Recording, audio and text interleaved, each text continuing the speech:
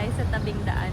So, we have here yung buntit nila or yung noodle dish na may fried spring roll and barbecue. Ayan, dito lang tayo sa park. Yun yung itsura. And nandun yung bilihan. Yan yung store. Video. So, ito pala guys yung prices nila. So, ang order natin ay dalawang ganyan.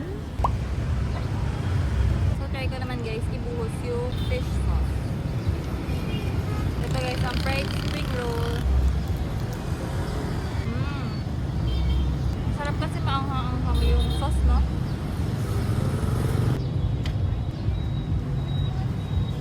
At tiwala lang sila idol ah.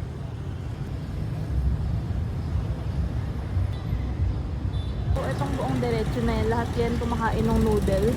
Like us. Ano masasabi mo? Sarap guys. Legit So, experience. isasawsaw nyo dito sa fish sauce. Tapos, yan, kakainin nyo na.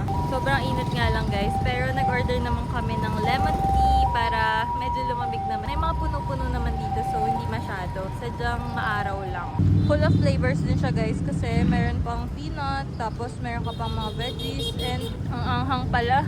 Guys, grabe, ubos ang ating pagkain. Sobrang sarap. Bayad na tayo. One and a half, 75. Two more and one wing. Yeah? Yes. Yummy. Yummy, yummy. Yeah. Salamat, salamat. Ito na ngayon ngayon. 175 total. Masarap. Thank you.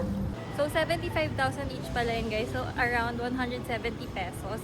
Sulit. And malapit lang siya guys sa Bentan Market. So, kung pupunta rin kayo dito, doon na kayo kumain. So, if you're going to Vietnam nga anytime soon, save this video and follow me for more travel tips like this.